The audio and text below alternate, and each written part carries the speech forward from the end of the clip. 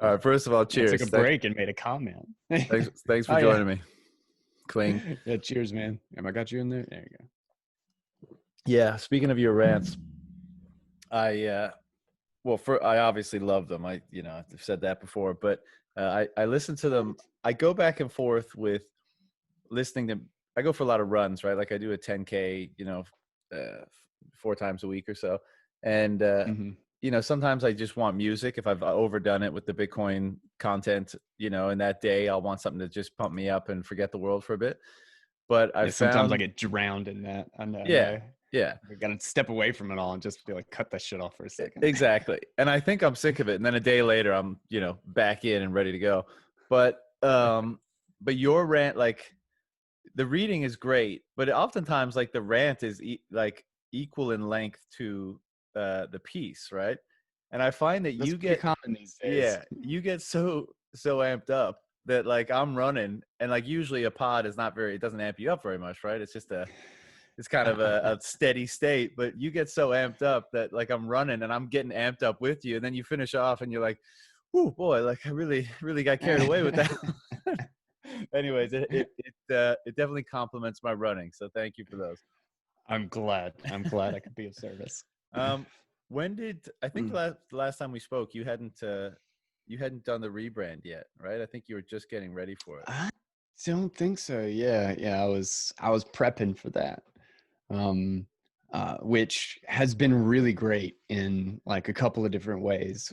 Just because I'm happy to like get the website focused, like I love the name Bitcoin Audible, and I think it does such a Right. good job of explaining what that show is. But I'm kind of in a weird spot right now because the one benefit to the crypto economy, and I had a couple of listeners, one in particular who I think articulated it really well. Um, like I don't think they associate Bitcoin Audible with me quite yet. Which I found interesting is that like they uh he was talking about how he kind of found himself like passing over it, thinking, oh, I want to go check out like the crypto economy, but then like just kind of somehow it's like a little bit disconnected just because it's still fresh. Um, but the kind of weird spot that I found myself in is that I don't know what to do with the guys take format.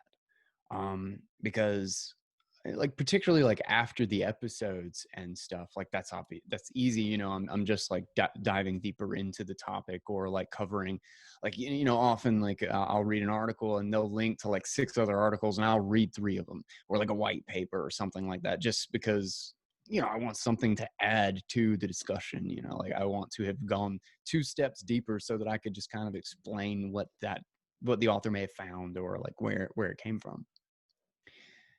But I've been fighting with whether or not I want to do an entirely separate show that's like kind of the guys take thing to just kind of cover whatever.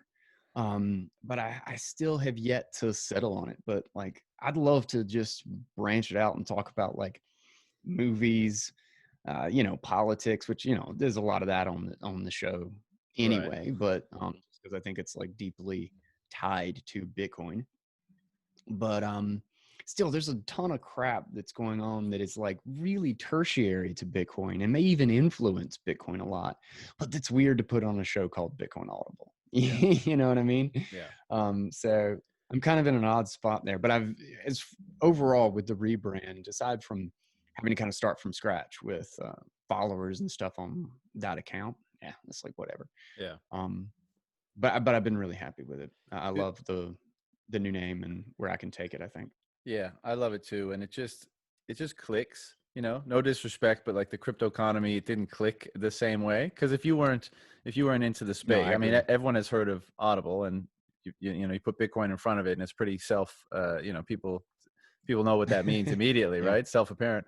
Um, Mhm. but yeah, I think it's great, and I know what you mean. It's something I've thought about or have been thinking about a lot recently, and it's as you say, Bitcoin is connected to so many different things and it impacts so many different things. And it is inherently political, right? Because of what it's trying to Yeah. disintermediate or disrupt or replace. And I, I often think and you know, I've seen what you comment on Twitter, you've seen what I comment on.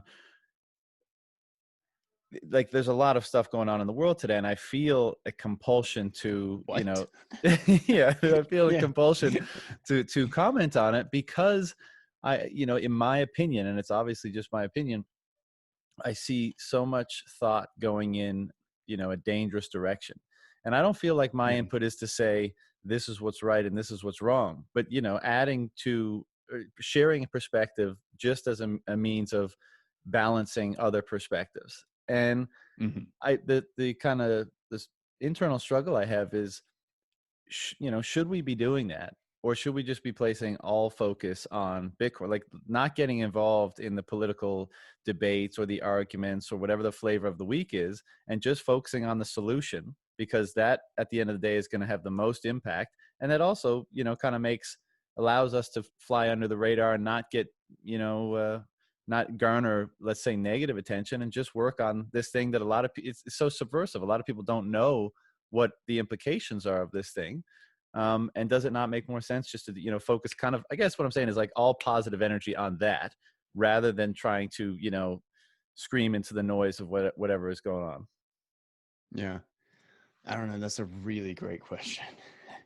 Because holy crap, like the It's hard not to, right? It's really it's hard so not hard to. not to. It's so easy to get pulled into that. Like it's like, walking on like just something that's so slippery and it's like at a 10-degree angle or something. And like it takes absolute 100% die hard focus to walk across the surface without falling down and just sliding with everybody else kind of thing.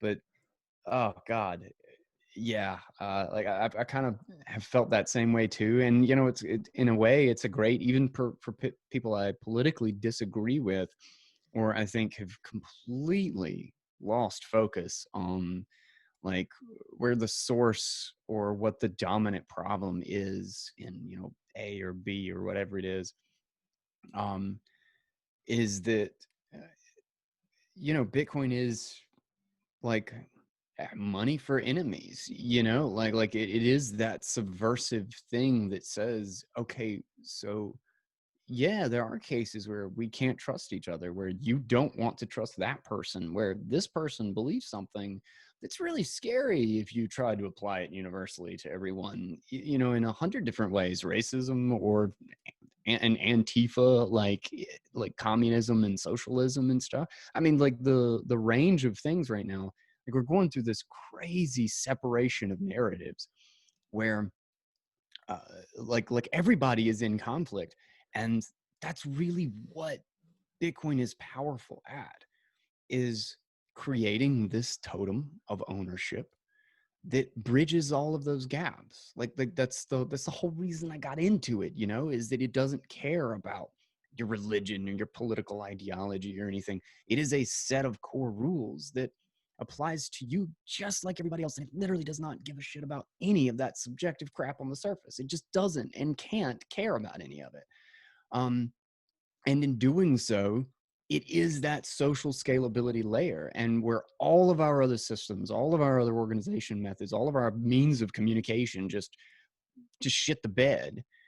Like maybe it is just focus on Bitcoin, just focus Right. on building, just focus on pushing that narrative, and find the 2 points where you agree with this group and the 2 points that you agree with this group on, and focus on those, like, but damn it, it's so hard. I know. It's And so hard I to stay think focused you know, in for the this sort of an same reason, atmosphere. yeah, for the same reason that you got into Bitcoin, you know, because of those things that you just mentioned and many others, you know, that means, at least in part, you're the type of person that like wants to try to avoid bad scenarios and wants to try to facilitate or foster good scenarios, right? And if, let's say, Yeah, Bitcoin is the ultimate lever for the good, and that's great, but it's hard not to to comment on trying to balance. It's like, I lost you. will, oh, I'm gone.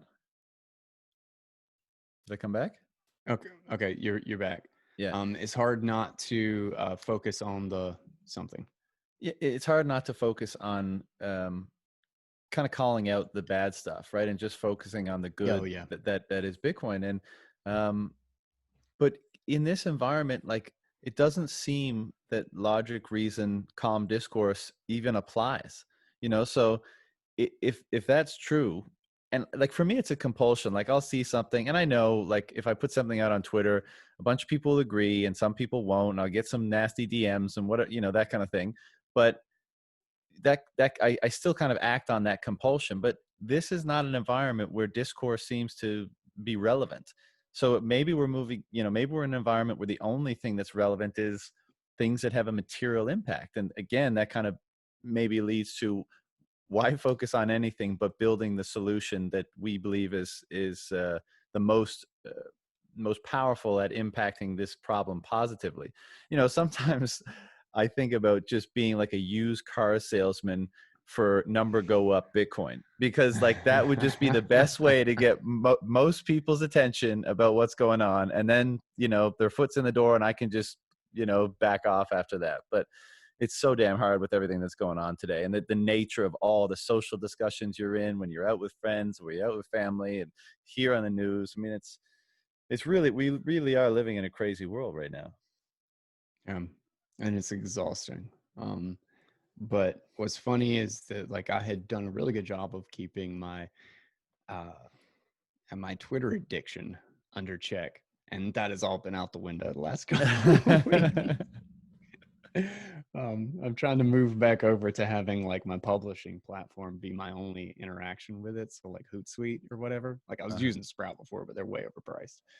Um, and because God, that home screen just and it's so funny too. Like I think since I read this book, I had uh with my wife because she was having issues that like uh, she went about this crazy like multi-year journey into figuring out if there was something in her diet that was triggering a problem she was having. Mm-hmm. And and so I kind of went with her down this road to try to pinpoint what the hell was going on.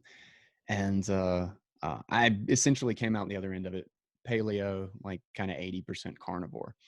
Um, and I remember there was this book that I read. It starts with food, and it's by the guys who did the Whole30 like regime of like how to just cut everything out of your diet and start with the the only the 2,000-year-old things, and kind of build back from there. Like go to just the core. What is food? Do that for 30 days, and then slowly start to add things back and see how it affects you. Because we basically have no control like for the grand experiment in nutrition that we are taking right now, and the huge shifts in the last 50 100 years that we have had in diet, there's no control in the experiment. There's nothing to compare it to. Like we're all equally chasing uh, this terrible new diet. But there was something in the Whole30 book, or in the It Starts with Food, that got me thinking about all of my emotions as chemicals. And how and every time the way they laid out like the internal response and the hormonal response that you have after you're kind of in this string of like sugar and carb reliance, and then how it starts to come on you, like it starts to release because you get into what's a layman's way of yo. Yo, you back? I have no idea. Yeah, I have no idea if I was live, but after like a minute, I just kept ranting about shit. I just started talking. I was wondering I how figured you'd long you jump were back going to keep going for. and catch you up. I Yeah, I had to shut it all down, unfortunately. So I don't know what, everything just died on me. For It's never happened, but there you go. Dude, Somebody's computer listening. trouble.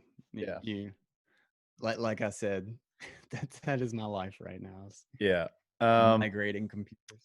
but we are live again, and I was actually interested in what you were saying. So you were saying how you had taken this new approach to your diet, and that you had started to interpret like Oh hormones and stuff yeah, like that. yeah. Yeah. Can you pick it up from there? Yeah. Which was just actually like a really like exaggerated tangent. To get back to um So the book though was, you know, it starts with food, and they went into this incredibly like detailed thing about, um, you know, how to think of your cravings and how to think of your mood swings in accordance to their relation to your diet, like to, and I don't mean just like overall diet, which obviously it is, but like how quickly, like I particularly, like, you know, hangry, right? Like I had a big hangry problem when I was all carbs and all sugar. And uh and then after kind of like shifting my mental framework of thinking about like my diet and like my cravings and my mood swings and stuff in that way, and then, you know, after years of experimenting and doing all kind of stuff, we ended up with carnivore and paleo, which has made is night and day difference in like kind of how all of that, uh, uh, how I relate to all of that, I guess, really more than anything, and how I relate myself to food. Um, but I've that was all just a big circle to go back around to Twitter, and now all I can think about is like my addiction to these things as like dopamine rushes and stuff that, and I catch myself. It's so subtle. It's so subtle. But like I'll be doing something. I'll just be like my hand will just unconsciously reach into my pocket and be like, what's happening on Twitter? I gotta be triggered by some liberal post somewhere. Somebody said something really stupid. Come on, give it to me, please. dude, all And I just think my dopamine levels are all over the place right yeah. now. I mean, I'm sure we all do it, but you know, there'll be a lull in whatever I'm doing. Like if I'm shifting from one activity to another, if I'm going to get something, That's check where it is. It catches me. yeah, and you check the phone, and like you'll start, you know, flicking, and then like 15 minutes later, I'll be like, what the fuck was I even doing? Like I'm like you kind of you get in this trance, and you got to like snap out of it. And you're like, hold It on, is. where was I? Like, what was my stream of like action and thought before I went down into this thing? So I'm considering. I mean, I definitely spend too much time on it, and it's so compelling right now because there's always so much interesting stuff going on in the Bitcoin space, and there's just, you know, so much going on in the world. But I just think the time is better devoted to like productive activities. And even, and I mean productive, not in strictly the sense of like whatever you're into, whether it's work or content creation or whatever. But I mean, like, Mhm. for me, nature is, I just love spending time in nature. And I'd rather, like, my time is better served spending like an hour hiking through the forest or, you know, whatever, than being on Twitter. Like, I just know that's better for me, you know, and it feels better and it makes me feel better. So I I gotta find a better, like you say, I gotta find a better kind of balance with it, because, and I've done that with like diet and stuff like that. I remember when I first realized I was addicted to sugar, and like it's funny to hear people say it that way, Mhm. but like it's full on. It's, you know, you're compelled, Right. you're No compelled, you're question. compelled to eat it when you see it. And like I still enjoy it from time to time, but I have it way more under control. And as you say, just kind of as a side note, I think it's really important to be aware of you know, how your body interacts with the world, and maybe be a bit more cognizant and intentional about managing your state. You know, you know, for me, if I don't manage my state, I'm unhappy. You know, like my Yeah. mood is not very good. I'm not positive. I don't have a positive outlook. Like I've always been calm, but I'm just not in the frame of mind I want to be if I don't manage my state. And it's such a delicate thing. Like you were saying before, like if you overdo it on the carbs in the morning, you might fuck up the rest of your day. And I know that sounds crazy to Yeah. some people, but like that, you literally get on this Oh roller no, it's coaster then, and then it's fucked. So for me, it's yeah. like I'm very intentional about managing all that. And make no mistake, your engagement with Twitter affects your state 100%. You know, your heart rate, your skin temperature, your dopamine rush, all that kind of stuff. So I agree with you, man. I need to find a better balance with it. So Yeah. so Yeah. hard. Twitter, like social media in general, is like it's the sugar and carbs of like your mental activities. It's the thing that gives you that immediate like rush and like triggers all of those chemicals, but is not healthy. Yeah. And I can't believe how many times And it's so easy too, because like when you're interacting with people, you immediately want to get personal, like in the sense that you want to play the, oh, he just implied that I was stupid, I need to imply that he's stupider. You know, like, you know, you immediately get caught into that. And I try so hard, particularly with like people in like crypto and BSV and this sort of thing. I try so freaking hard to not just be like, you're just retarded and I don't, you're like, you know, and I want to just be like, all right, what point was addressed here? Did something come up? Like did he respond to which one? Like what didn't get answered? Like, and just pretend that the you were too stupid to see dot dot dot was at the beginning of it, and just hit the point.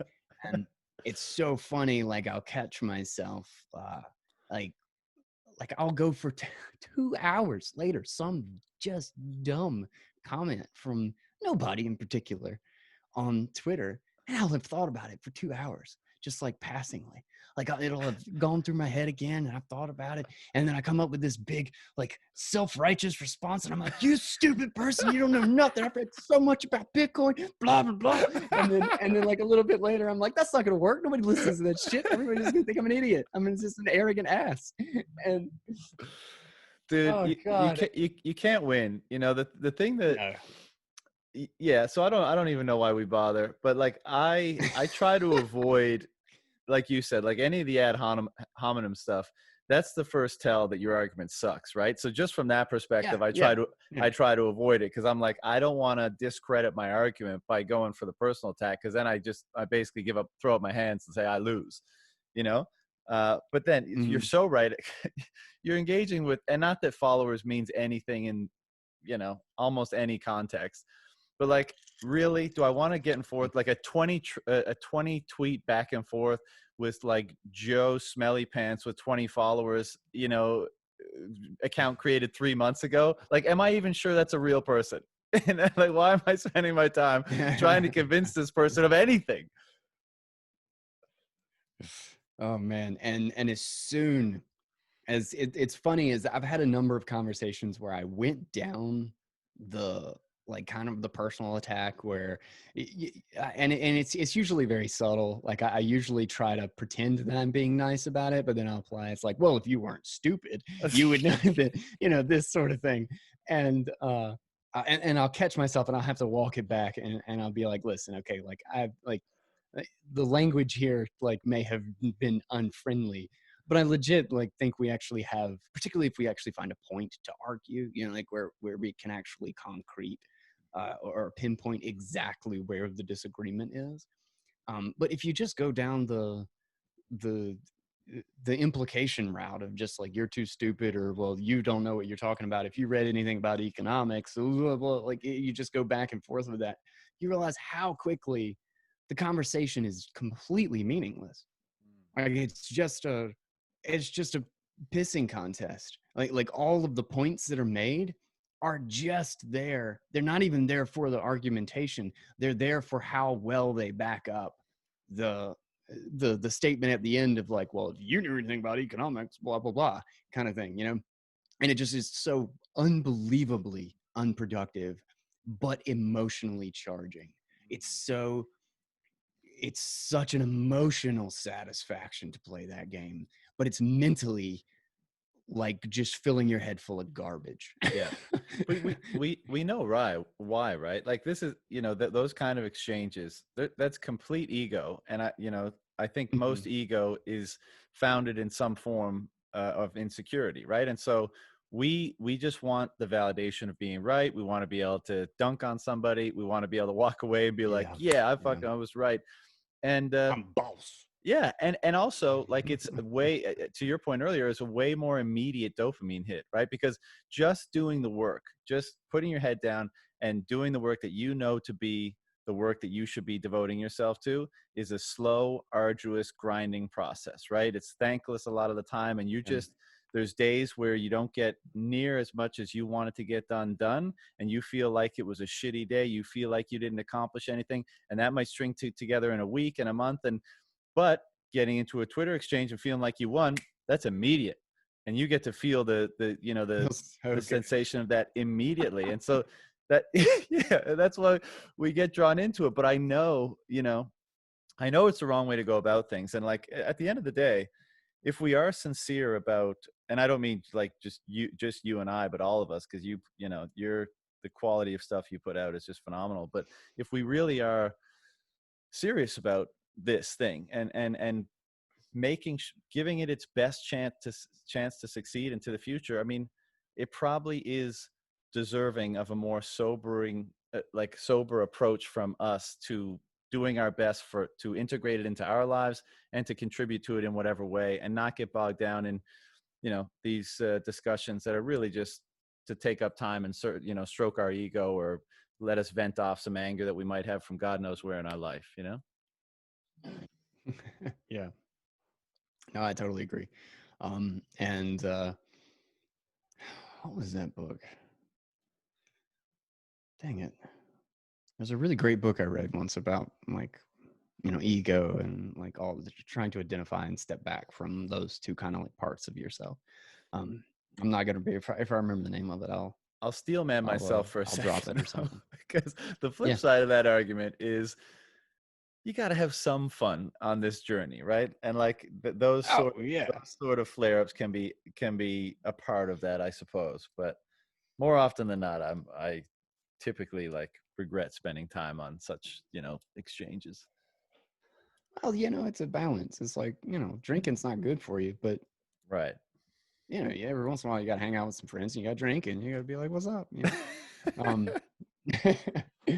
um but yeah, it's a real struggle. Like we've been our software, we're not aware of it is the big thing, is that like it's not something that we're taught. Like I wouldn't have the first idea how to think about any of this if I hadn't really gone out and searched it out myself, and coming across some of these things, like they've been, I mean, it sounds silly to say this sometimes, but it's been life changing, like, and it really has to, like, how we mentally frame things is so important. And we have been conditioned by our software. Like there are these little micro influences that just kind of push us, just kind of nudge us one way or the other. And it's kind of like this crazy huge experiment that we're playing, and nobody's in charge of the experiment. Mm-hmm. It's not like there's any one thing that's controlling any one person or is like hyper focused on all of this. It's just like we're all rushing so hard to figure out how to use these things and finding out how much it influences and conditions us. And we're iterating on it. And we don't really know where it's headed, but it's headed somewhere, and it's headed somewhere really damn fast. Yeah. Um, and being aware of it is absolutely critical. I mean, it doesn't make you immune to the thing, but it certainly helps to take, and Bitcoin teaches this too. It's just so crazy. Like the more you learn about Bitcoin, the more you realize you got to step back, look at this soberingly. Always think adversarially. Where am I doing something wrong, rather than how many new things can we do?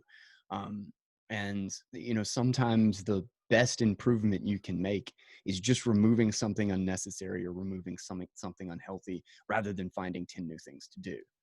100%. And we kind of, it feels like we're all in the ladder, like we're being completely drowned in the find the new thing, fill the gap, get the dopamine rush, everything. And pulling back from it is hard. It's really hard. Yeah. It kind of But sucks in the process. that's one of the things that I find great about nature, though, is because all the noise is gone, right? Nature is just the truth of Yeah. reality at that moment in your environment, and it allows you to create that space between the torrent of the torrent of the world and wherever, as you say, we're moving towards, and like the stillness of the unfolding absent our intention, i.e., like pristine nature sort of thing. And I feel like there's a kind of a hearkening back to that, or there's a trend. Like so many Bitcoiners I talk to, I'm sure you've talked to many of the same people. In terms of like life goals, a lot of them would like a place in a rural environment with lots of land, privacy, self-sufficient sort of digs, right? And there's a lot of reasons for that, you know, independence and freedom and, you know, all the rest. But I think a part of that is just just a valuing of the natural world, and like wanting to, you know, divide your time, you know, knowing that we're going into this, you know, virtual digital reality, you know, extremely quickly, and maybe wanting to counterbalance that with like, you know, the experience of more time in the natural world. That's certainly my perspective, because I'm by no means of like resistant to our matrix future, you know, like as long as it's good. But like I know I'm going to be spending lots of time in a virtual landscape in the future, but I so revere the natural world that like it's just always going to have to be a balance for me. It's just meditative, man. I was out, it was pouring rain here today and not very warm, and I jumped in the pond and I was just floating there for, you know, 20-30 minutes, just looking out at the wind blowing and the rain. And I don't know, I was freezing cold, but it was great. No, that's awesome. And I find it interesting too that, you know, as we kind of move into this future, is that I think we'll understand and realize the value so much more pulling away from it. Not Right. that it's all bad. Like there is incredible potential in all of the things that are happening at the same time that there's costs to making the move, and adjusting to it. You know, like I've said a couple times, like I feel like we're kind of going through this global identity crisis right now. And so as we kind of transition into this new state of reality, I think we'll also really understand, because software moves so much faster than we do as people. Um, like in the sense that like we'll just begin to realize how important it is to disconnect. Mm. Or at least I know that's kind of my personal situation is, God, it feels good to just go sit outside and just look up for like 10 minutes and just not do anything.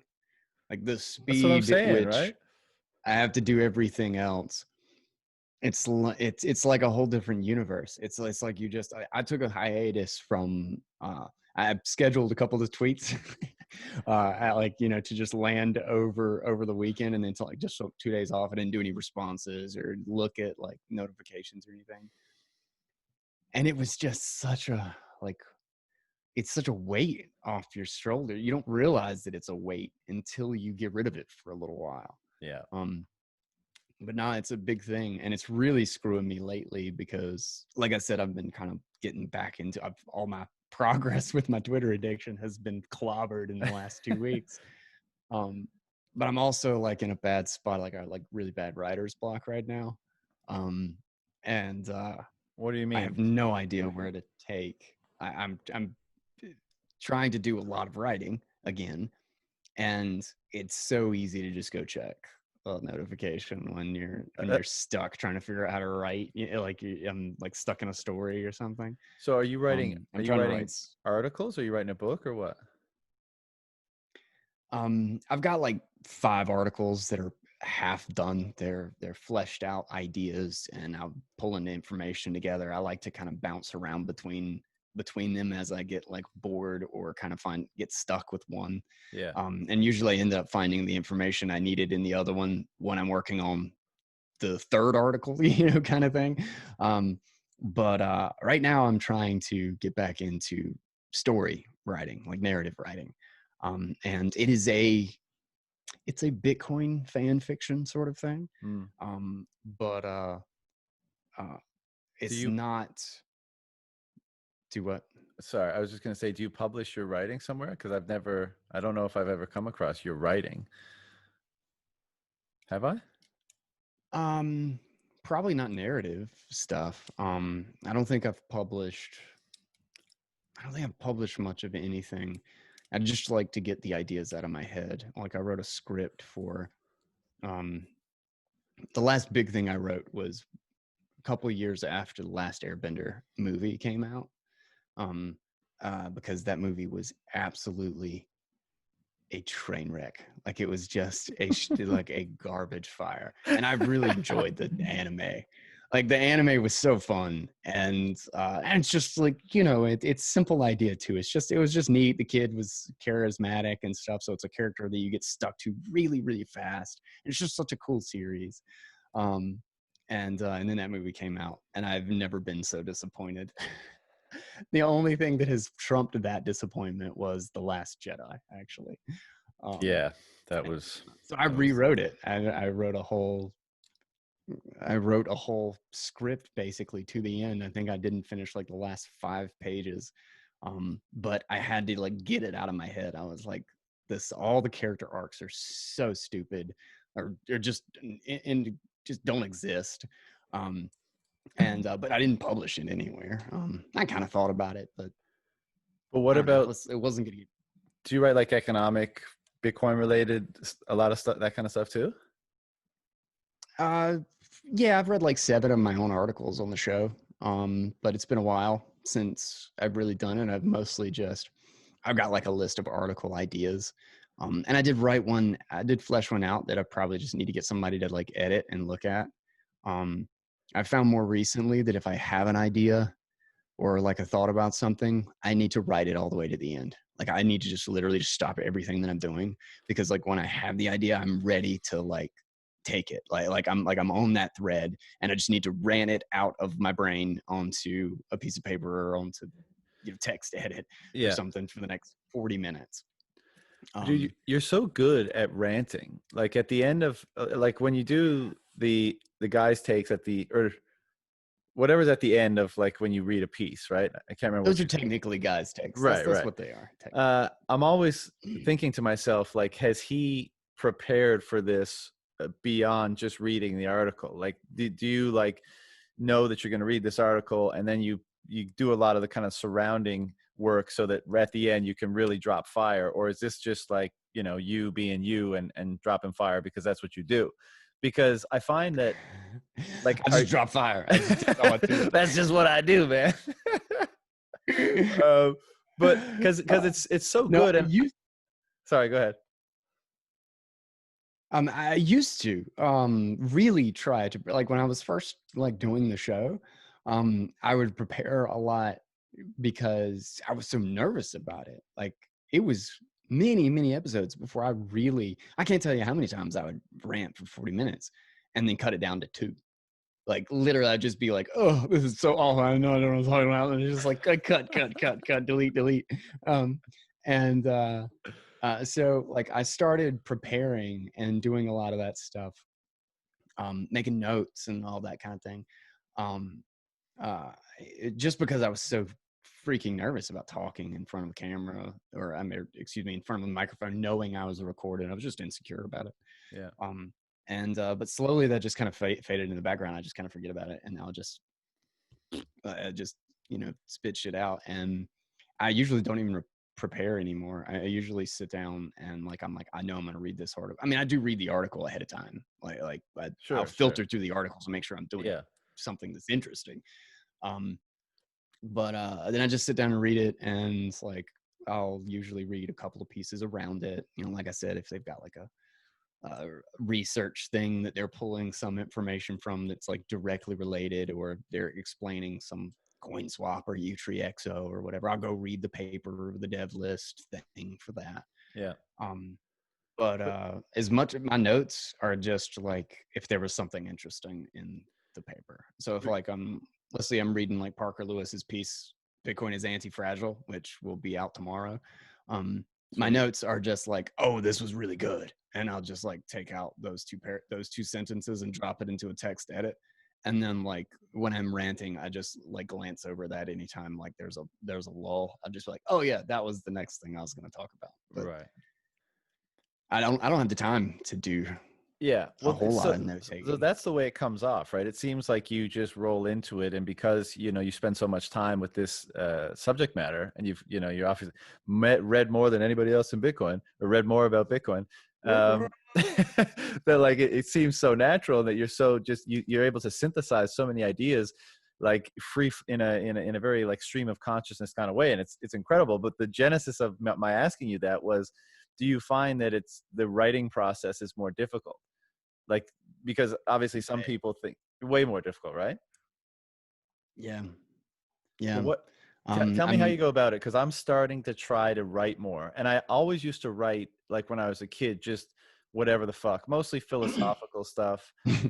Never for publishing. I just have stacks of old like yellow, remember those like yellow, pink, green, blue notebooks. I just had a bunch of those, and but now I'm trying to write more, and I'm finding it more difficult than ever. And I don't know if it's because I'm a little bit less disciplined with my thought, or because I know it's going to be published, or what. But it's, as you say, you sit down in front of the computer, like, all right, had my workout, had my coffee, gonna do some writing, and then you're like, I wonder what's going on Twitter right now, and you go down there, and an hour later, you've got like 3 lines written.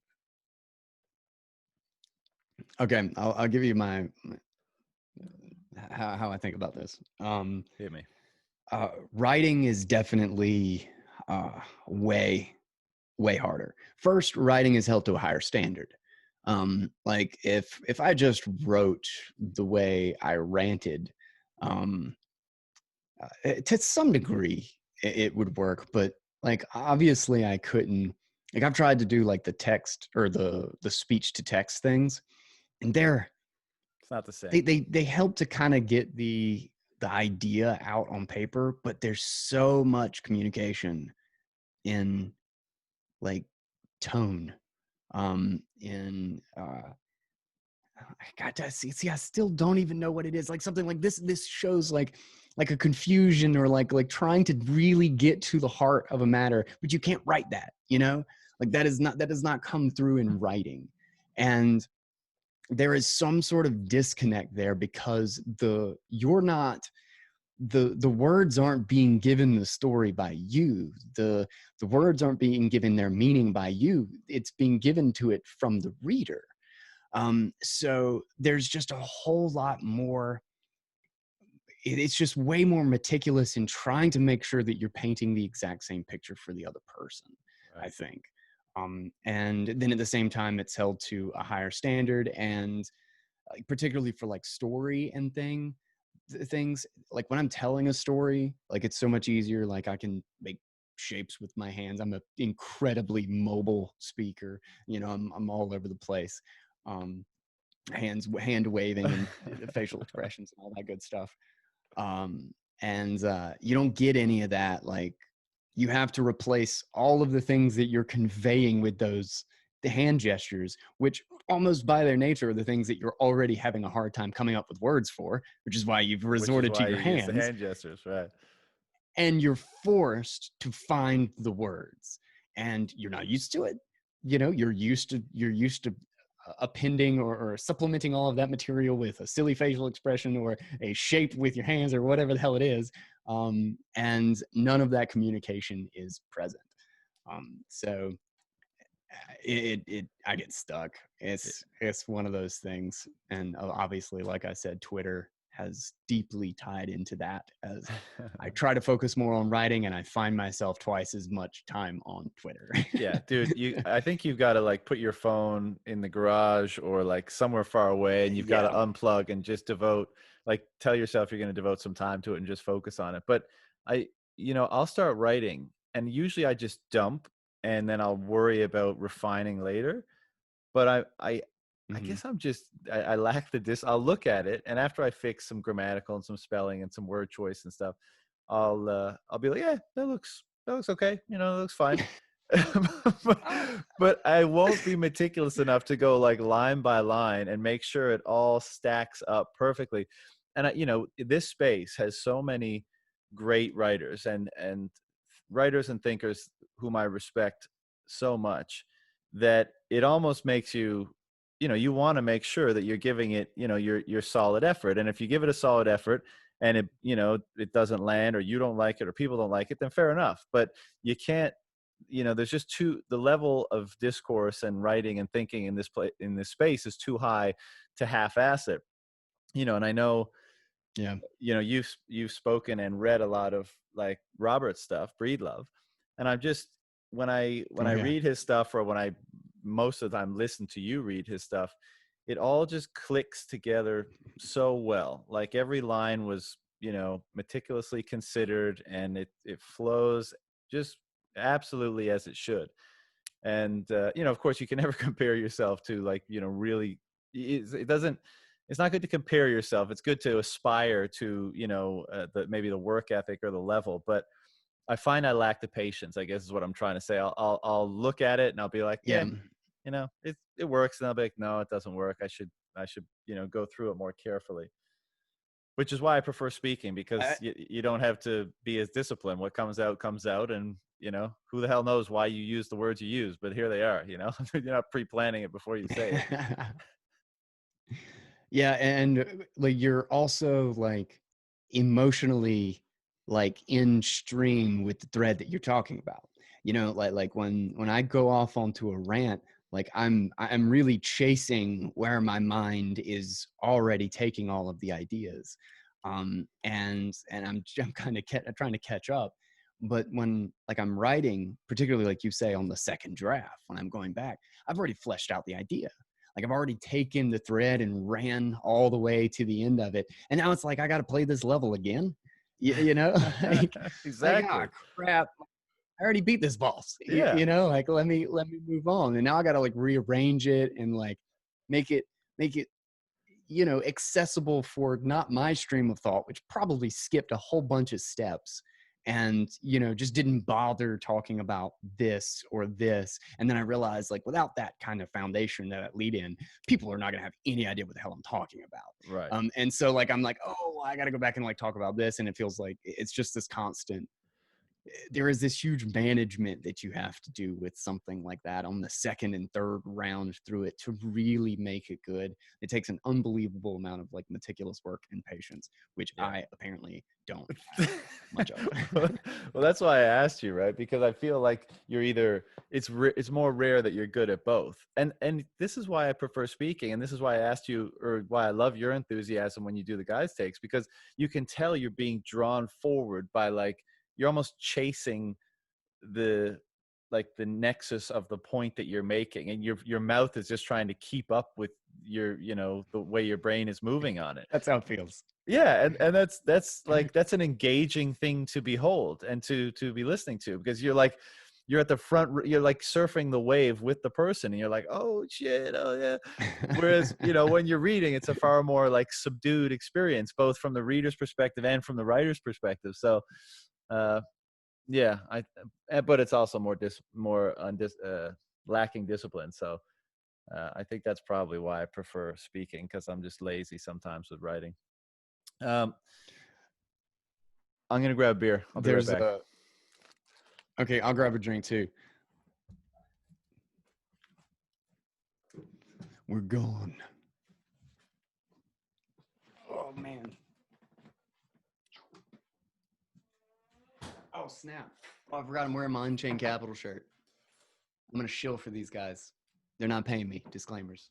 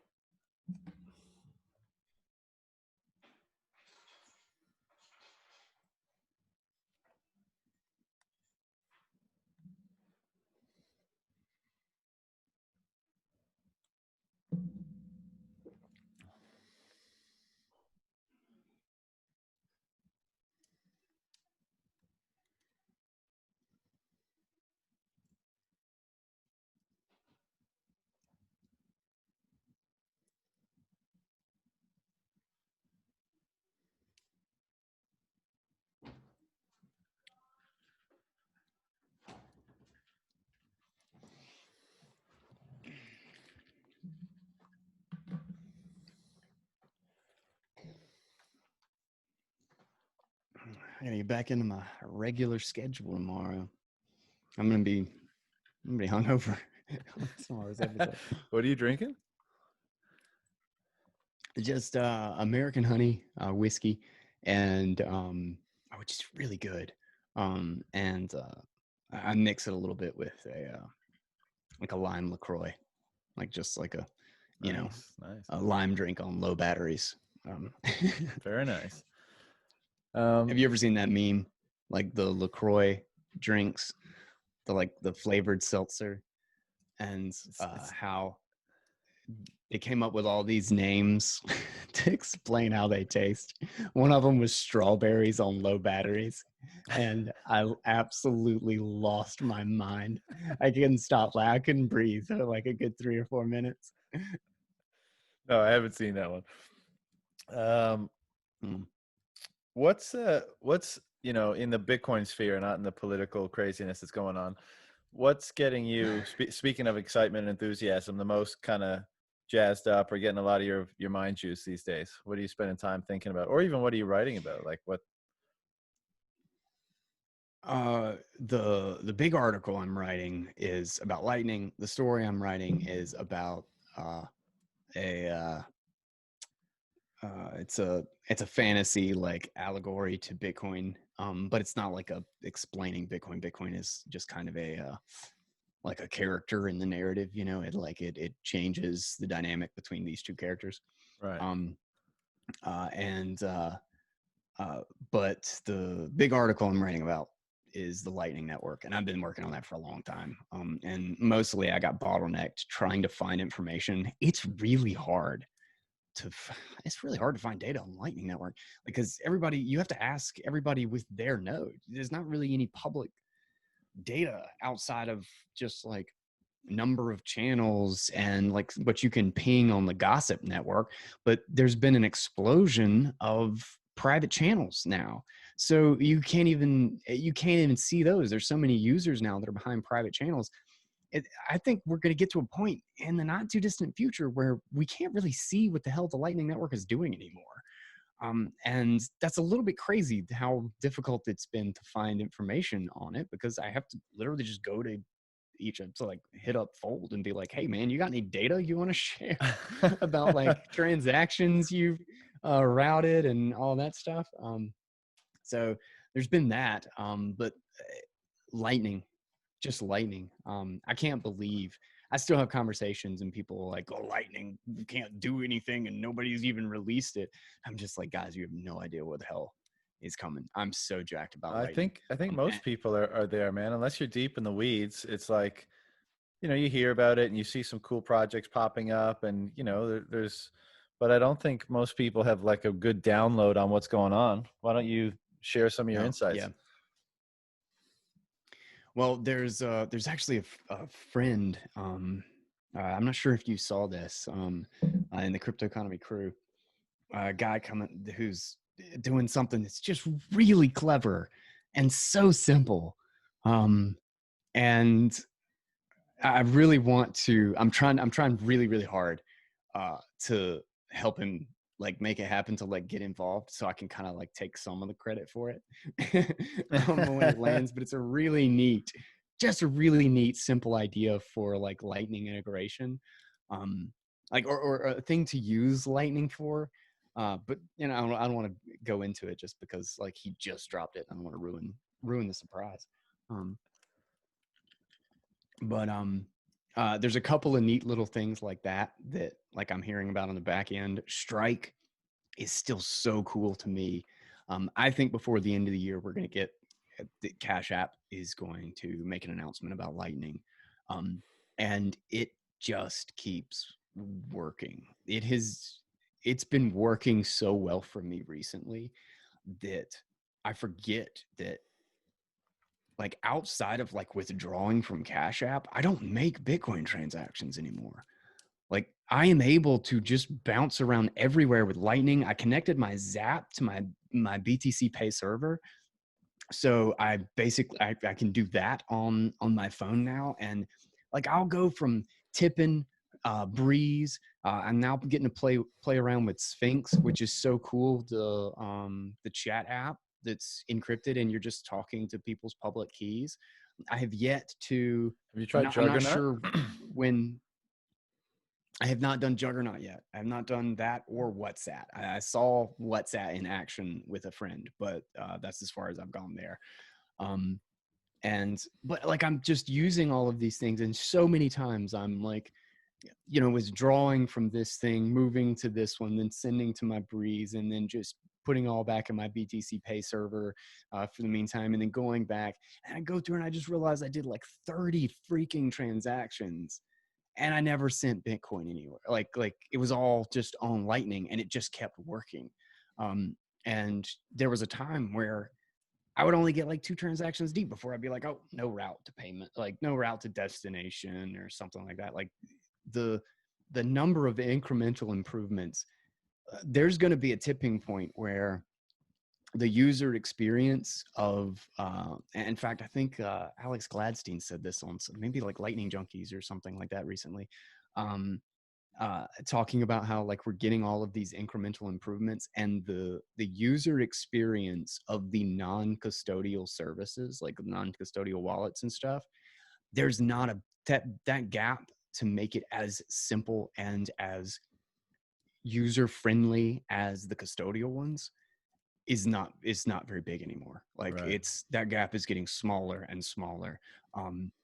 And with that, and then the combination of something like Strike, Jack Mallard had such a good analogy to think about, like using Bitcoin and Lightning as a payments settlement layer, and the power that this could provide to like businesses, and it just makes you think so much about like or at least it immediately, my brain is jumping all over the infrastructure inversion that happened with AT&T, with the phone networks to the internet, to packet switching from analog sine wave signals to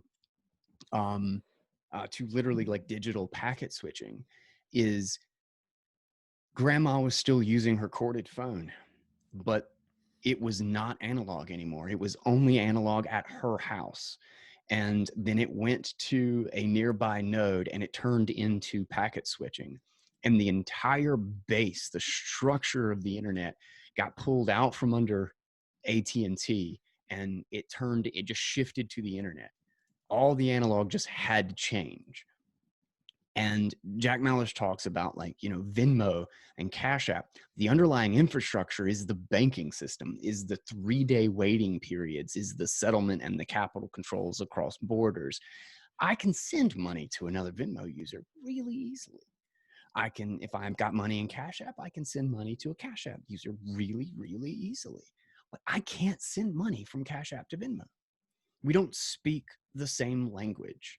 And the only way to actually do that is to get out of go back into the banking system, wait for that 3-day clearance, pay the fee, move it to another bank, deposit into Venmo and redo all my verification and all this crap, and, wait 2 days for that to go in. And then now I've got it in Venmo and I can pay a Venmo user.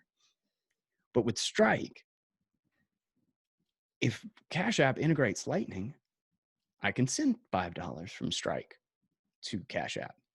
If Venmo integrates, I can send from $5 from Cash App to Venmo, and we can skip the banking infrastructure altogether. The payment itself, and the payment this is the key, is that the payment was in dollars. When I'm holding money in Strike, it's $5. But when I'm making a payment, it sends $5 worth of Bitcoin. And then it just shows up as $5 at the other end.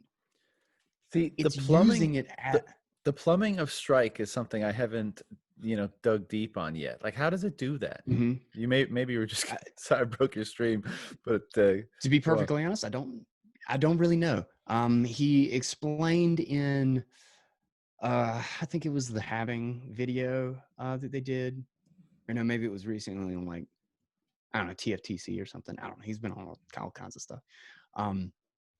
But he talked about how, like, so on the back end, obviously they have a node, but they, and lots of liquidity, lots of channels and all this stuff. And with all of with anybody that they're connecting to, with users from like Zap, and then not Thor. That's Bit Refill. What's this thing? Zeus. Is that it? I think so. Yeah. Um, is like users, like anybody who connects to their node, like they're getting private channels. Anybody who they don't want routing, but that somehow on the back end when they're making these payments, he seems to be having some sort of like hedging positions to make sure that he's neither short nor long Bitcoin as far as like the payment side of it is. But to be perfectly honest, I have no idea the ins and outs of that. But But it's still whatever he's connected to doing, the if it banking. continues to work. It's still connected to the legacy banking system, right?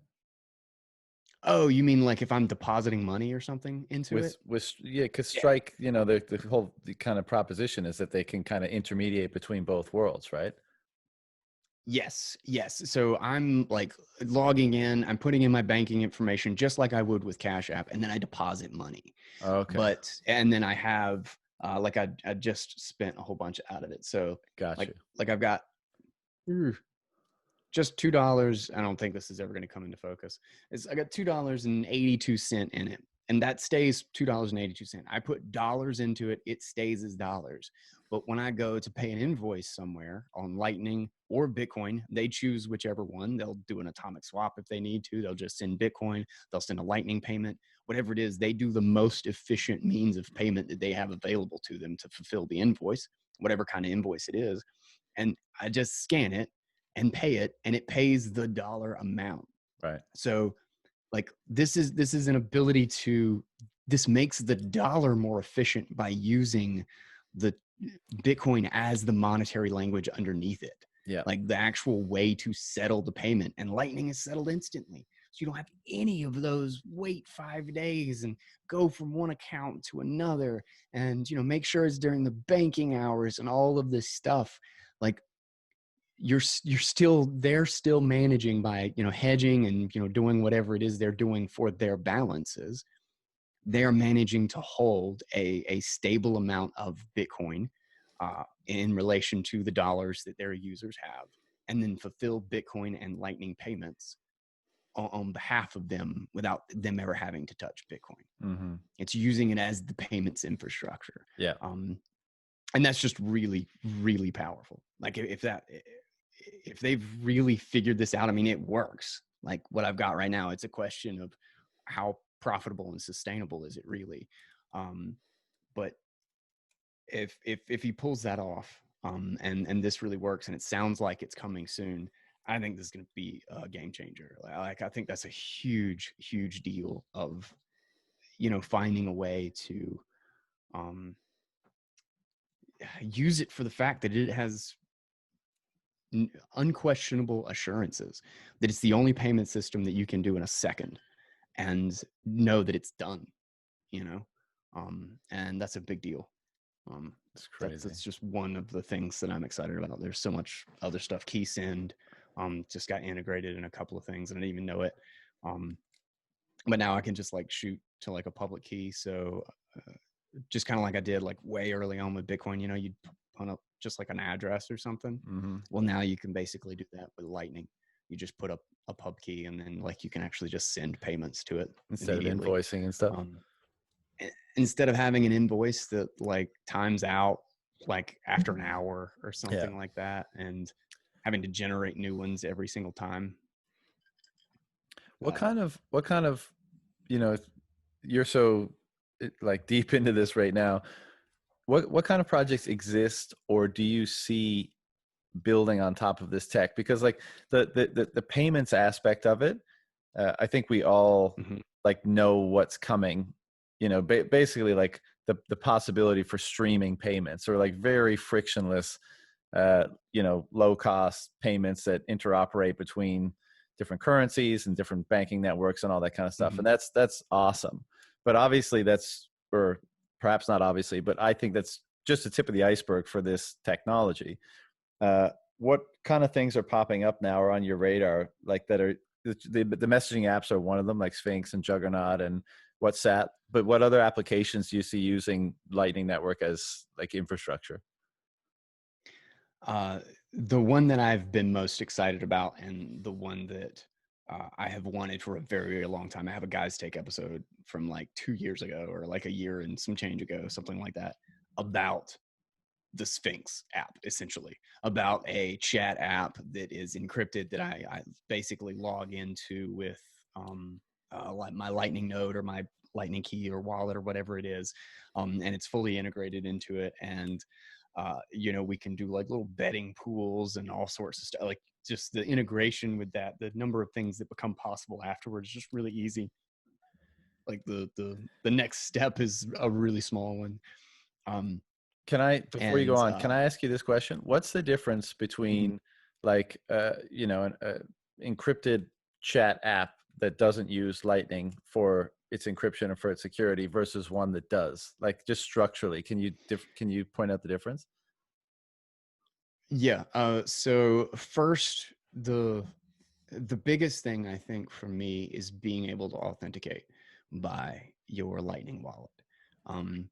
And if that's like broadly adopted, it's a means that you can literally get rid of usernames and passwords.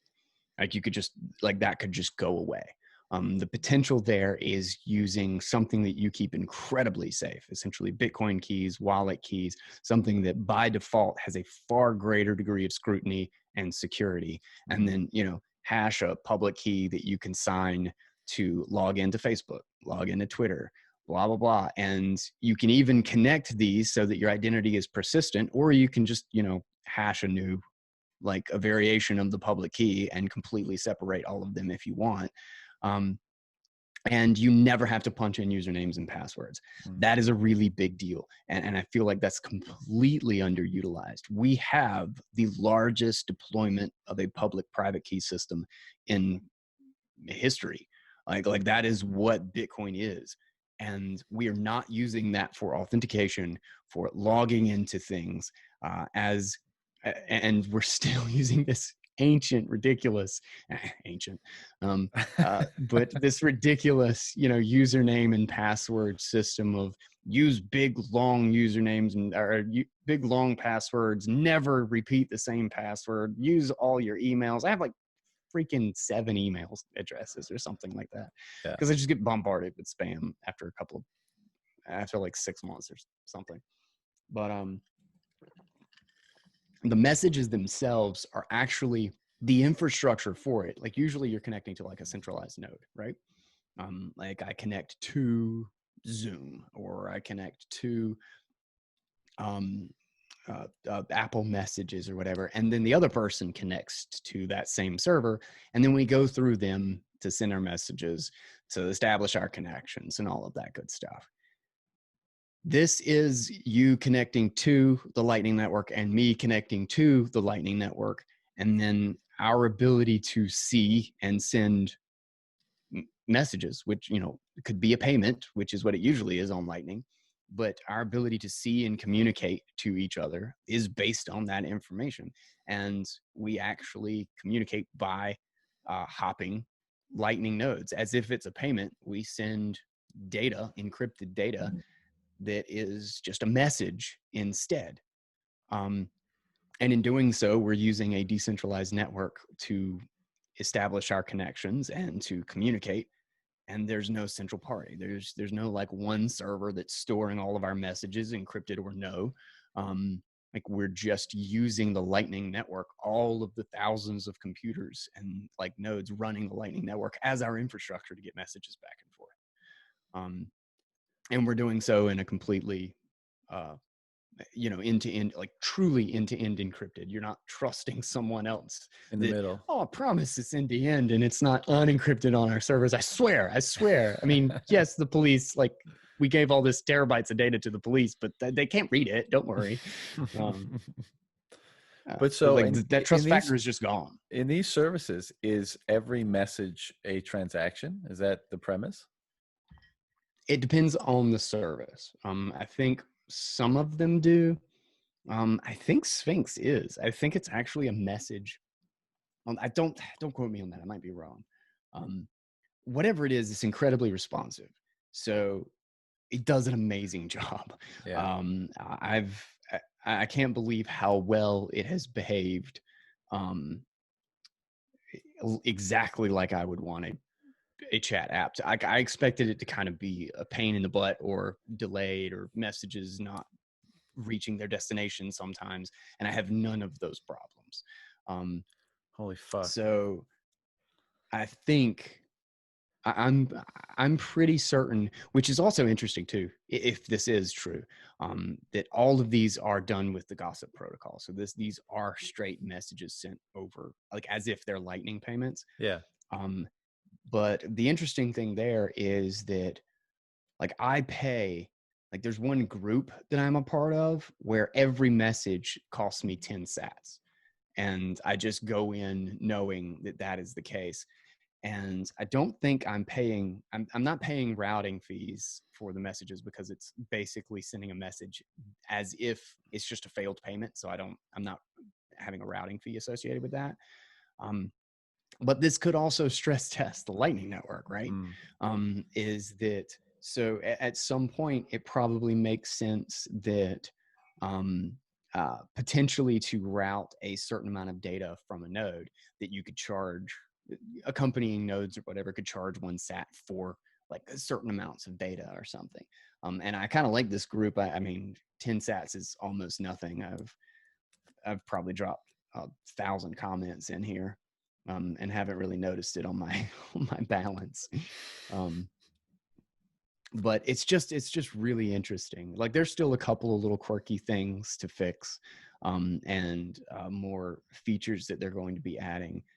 But it's just so neat to think, like, there's been such a long time in every app I've gotten, there's always been this degree of like, well, I'm pretty sure I trust Signal. Right. Like I think Threema is encrypted, and I've got this key, and so maybe I assume they can't read my message. But it's like, I know that, like, none of the payments would work if this didn't work. We're building security infrastructure to handle money, and then we're turning around and being like, oh, by the way, we can use this for secure communication too. Right. But we're doing it at the standard of, if the money doesn't go through, nothing works. And it's just cool to think that I'm getting monetary security and like trustlessness in just my chat communication. But yeah, that is literally what I'm most excited about. I mean, the gaming and stuff, I know a lot of people are so jacked about Light Night and those sorts of things. And I bought it. I haven't even played with it yet. And I know it's still like way beta, and it's got a long way to go too. And that's a really cool idea. But I don't play video games that much anymore. So Yeah. I'm probably just going to do it just so I can, Fuck get some around sats, or think I'm going to go get some sats and just get probably and lose some obliterated sats. by Yeah. everybody else. Yeah. But dude, It's like, oh, I'm 1,000 sats poor. You've read, I remember I played it was, fuck, the guy, Hui Gomez. He Video did, game? no, Hui Gomez from OpenNode. He did Oh, yeah. the roulette game, like, way back. He's not behind it anymore. But I remember I thought that, like, the default setting was, or I thought the minimum was 10,000 sats per spin, which obviously it's a buck, like, it's not a big deal, right? But I was just there farting around, and I was like, yeah, okay, I'll go for a few spins. And then I realized you could take it all the way down to 1,000 per spin, and I felt, I was dejected that I had wasted so many sats. But such is the nature of playing with these things. But I know recently you read, I think, at least one of Eric Kayson's articles, and like this, right? What was that? Didn't I you? think so. What was that one? I can't. He's got a bunch Oh, of great man. stuff. I can't remember. I've got so many. Hold on a second. Let me search it real quick. I can find it. You definitely read one of his articles. I just can't remember which one it was.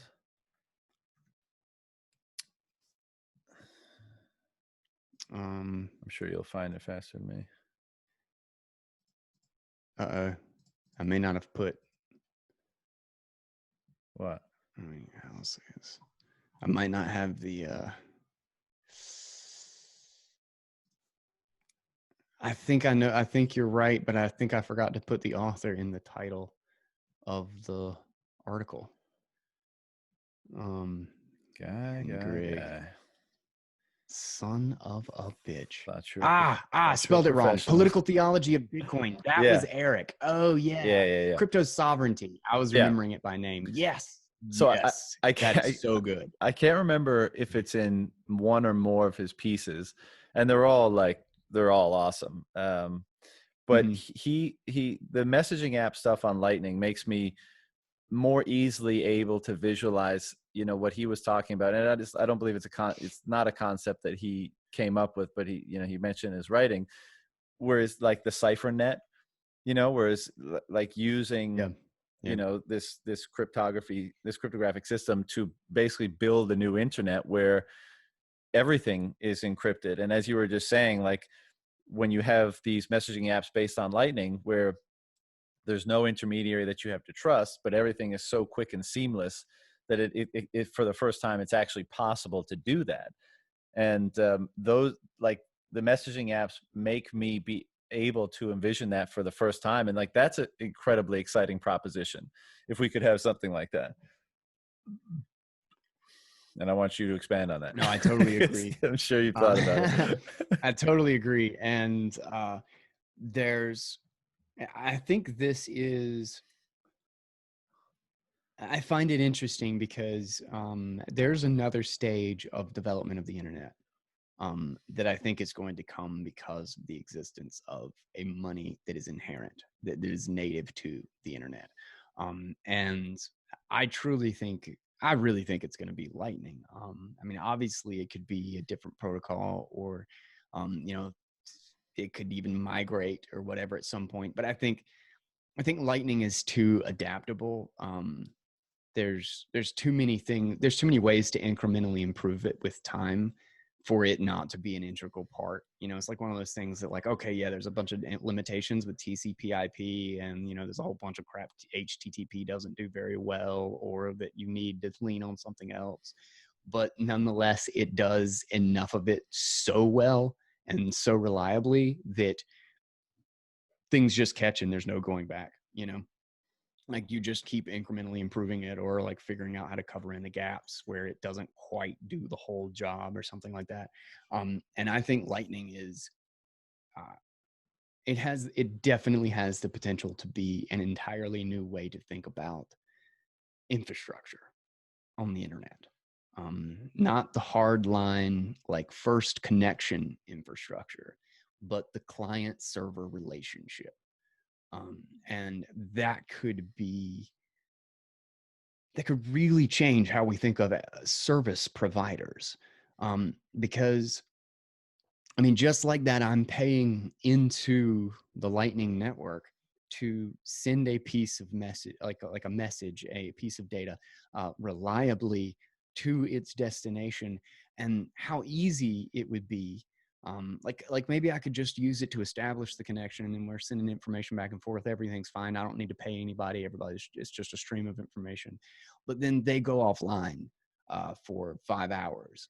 Well, when I send the message back, it doesn't get to his side. Why don't I just leave a 10 sat bounty on this to hold it until he comes back online and fulfills the rest of our messaging? I mean, I don't even know how that works exactly on like something like Sphinx. I guess I've never really been offline, but I always get the messages. I may be downloading it from other people in the group, which I was talking to Paul, the guy, like one of the guys who's heading this whole thing, and he said the cryptography behind group messaging and getting messages for like 15 different people and making sure they're all in order and stuff. He said the cryptography behind that was like really kind of an interesting problem, but it led to some really fun stuff. Is everything stored like previous messages? Is that just stored locally on Sphinx? Like, how does that work? Yeah, I know of, like, all of what I'm doing on Sphinx is locally stored. I think Like, I am consolidating with other people who are in the group. And originally, when you joined a group, you couldn't see any past messages.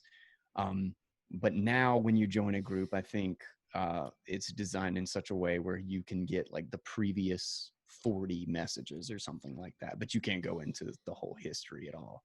And that's just kind of the nature of it's not encrypted for your key. And nobody's going to send you the whole, potentially tens of thousands of messages. But just thinking about that, that's like a great example of a microservice that just could exist. Like, I mean, it may very well already exist. I'm not sure if that's how that works. But that could easily be applied after you have that infrastructure in place. There's so many things. There's so much about the future of the internet, or like the ability to use this cryptographic thing for authentication or logging in usernames and password for microservices, and this, open network that needs a massive shift in how we think about the networks for it to work. But we've never had that push. We've never had enough, like the other side. God, how do I explain this? What's the way to, like, there's never been the reason, it's never been worth it monetarily to set up all the infrastructure to essentially make that sort of design and that sort of like cooperative network, like a decentralized network like that, possible. Even though it was possible and had such huge potential, there's been no way to bootstrap it. But Bitcoin and Lightning Network is bootstrapping that network into existence. And then we're going to realize, holy crap, we can actually use this for all of these things that we have been wishing we could do for the last 20 years. And I truly think that there is going to be a Web 2.0, in a sense, that there will be a way to, and I think they'll actually grow up in parallel to each other in a sense, because there will be things that you can do on Lightning and level of like security and kind of, this is definitely me and I am in control of all of this, and people have to pay me to interact with me or to get my attention sort of thing. There will be this different set of incentives, and I think it will work to decrease the sort of spam and stuff that we're usually flooded with. Like it makes all of that sort of thing possible, and actually makes it possible to, do something like go to an article and actually read it. Like, I hate paywalls so much, but I find myself, if that barrier is incredibly small, if I've already got a Lightning thing up and I can pay 10 cents to read the article, of course you'll do I'll it. read it. Yeah. But if New York Times tells me I got to sign up for $25 a month, or I ran into one today, which was like a block somebody, and they had a good article, the article I wanted to read, and I read 3 paragraphs of it, and it was like $20 a month. And I was like, suck it. No, I'm not doing that to read one article. I've never even seen your place before. Like, I'm not going to, Jesus, I'm not going to add you to my bookmarks. I got too many bookmarks. Like, just, I don't even want you in my folder. God. But I'd have paid 20 cents. I'd have paid 20 cents to read the rest of that. I was 3 paragraphs in. I wanted to, Yeah. So, and with so little friction, of course you would, right? It's not, I mean, of course it's the money with these big subscription services, because they want you to pay $15 or more. But it's also like, if you could make it so seamless that all you got to do is press this button and that's all you got, then you can read the article, then of course you would. Yeah. And then you start to open up, you realize what you can do. And a good example, again, is this group. I'm paying 10 sat every time I send a message. And I just kind of know in my mind, it's like, okay, well, if I have a crap ton of conversation, I'll have a couple of hundred sats, like 500 sats or whatever to pay for this.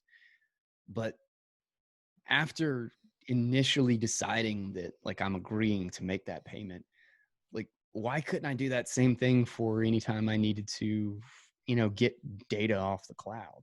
And why can't I have that locked with my public key? Why does my cloud need to be Google? Why can't it be 30 different computers at the same time that just exist on the Lightning Network, and I'm paying for each of them based on the data usage? Like it's splitting up a payment sort of thing. Like, you start to realize that the potential to actually create these sort of decentralized, more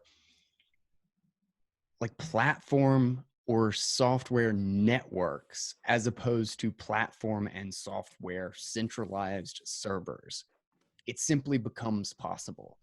And without a huge like micropayments, like decentralized public private key system that takes an enormous amount of learning. I mean, I'm sure you've lost a Bitcoin key or two or something, and like dealt with crappy software and like had to deal with the hurdle of figuring out what the hell is a seed.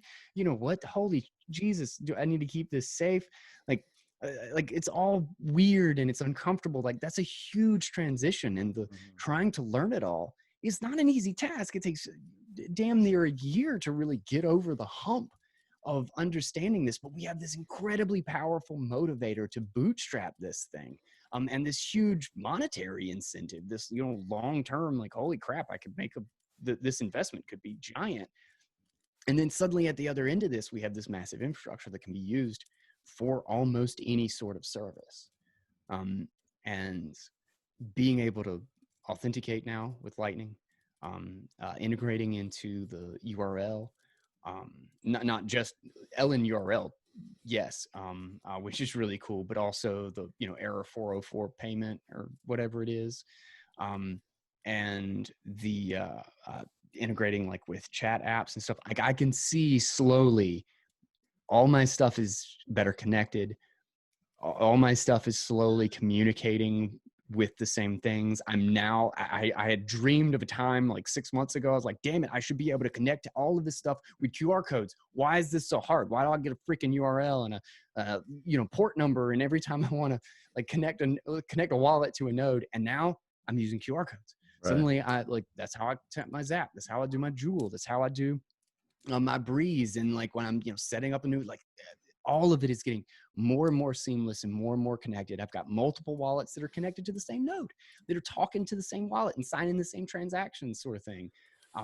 And as that all slowly builds out, I'm realizing how many things that I can use with that. It's like, why am I not signing into all of my websites with my Breeze wallet? It doesn't make any sense. I've got that there. That is easy and ready to go. Get your shit together, server. Get your shit together, Google. Like, let me sign in with this. Yeah. And I think if our community, if Lightning services and stuff start to lead the way, and we make alternative services, Strike, decent example, or an email service that lets me sign in with Lightning. I think the ease and integration of these things, like I would use that.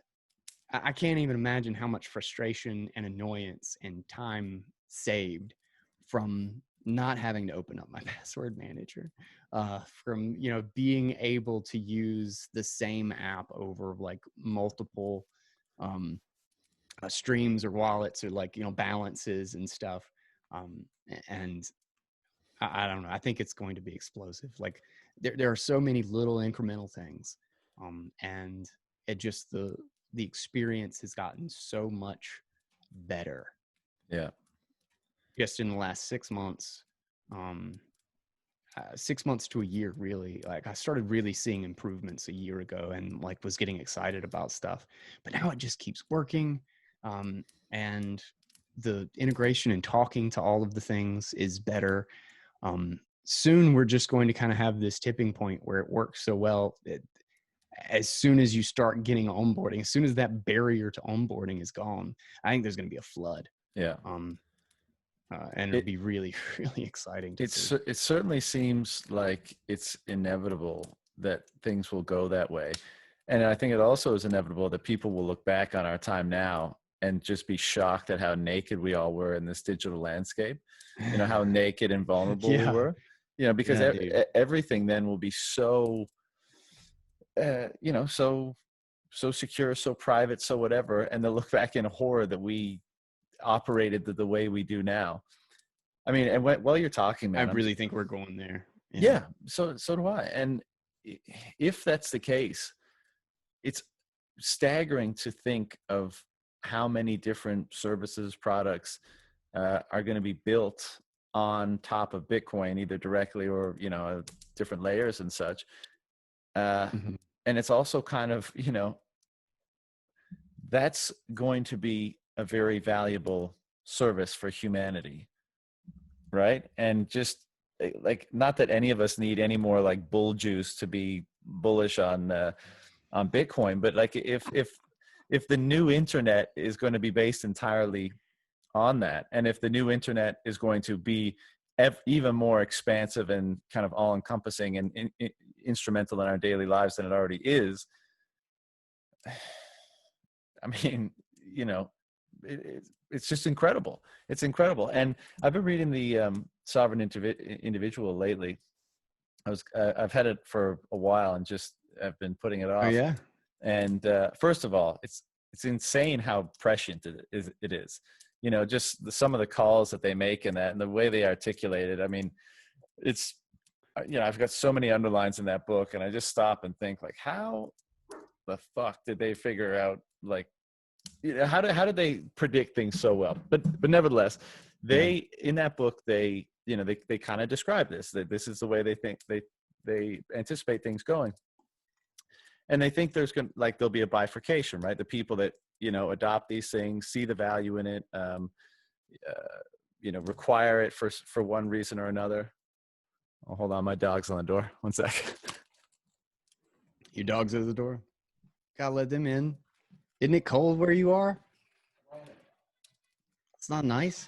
I leave the dog out in the cold. Unbelievable.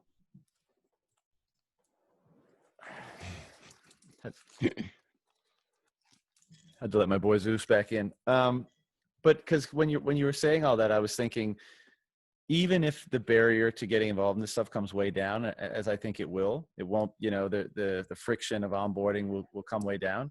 It's still going to be one of those cases where people won't see the value in it, want to spend the time.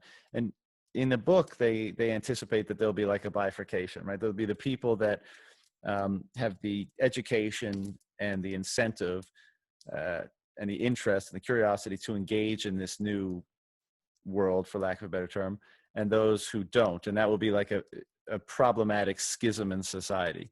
Do you see it playing out that way?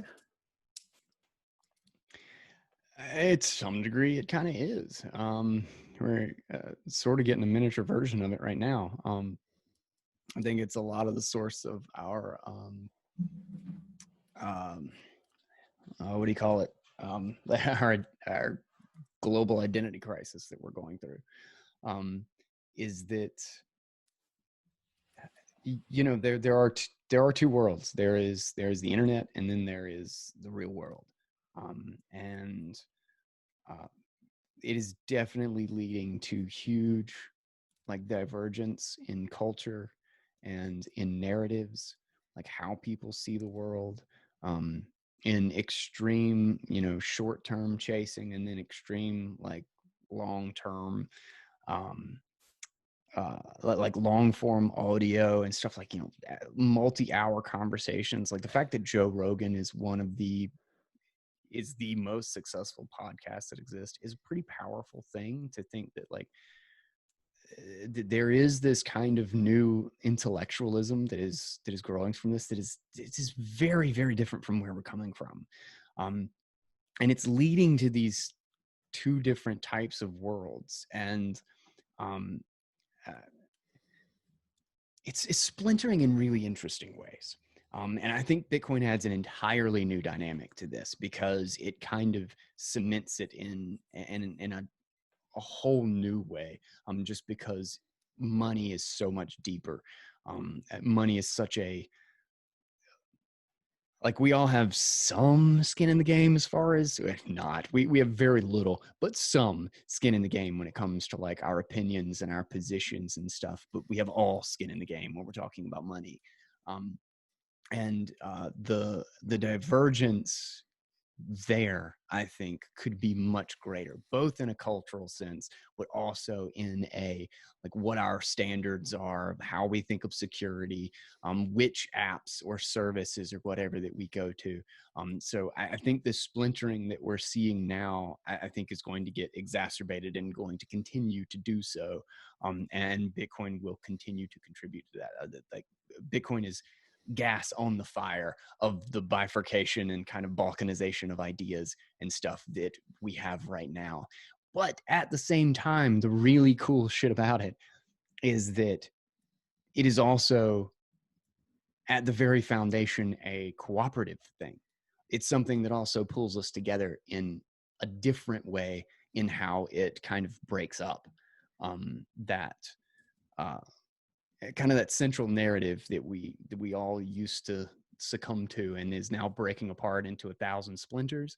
Um, well, uh, Bitcoin isn't a part of that. It's social scalability, right? It's that thing, it's that totem where as that actually brings people in and people understand that aspect of independence, is that there's a totem to lean on, so that despite all of our splintered ideologies and like identities and cultures and stuff, we can still work together. We can still have an economy. It doesn't break down the very structure of what it means for me to interact with you, or for you to be you and me to be me.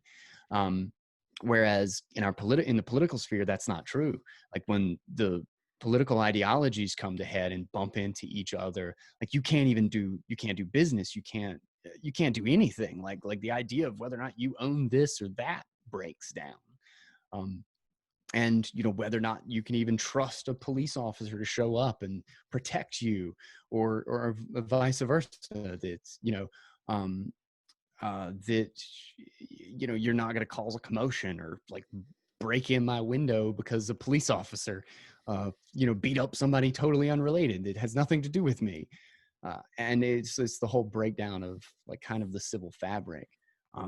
So I think there's a lot of fallout in that sphere that isn't nearly, like I said, Bitcoin is kind of this totem that limits that in a major way and allows us to still cooperate and have this baseline of like, this is mine and that is yours, and let's sort out all that other shit after we get there. And I do think that will lead to two very different worlds existing alongside each other, which, like I said, we already kind of see a beginning. I think we're seeing that grow, and I think it will continue to accelerate. Yeah, that's well put, and I totally agree. Do you find or I find myself, engaging in Bitcoin, learning about it, obviously speaking to people about it, uh, but I feel like we're all waiting right now. Like we're all waiting for the next axe to fall, Yeah. or something, because we know what's been built up just cannot persist, forever. And everything has been so condensed and accelerated. And I don't know. I find myself in a weird state. Like still, life proceeds apace.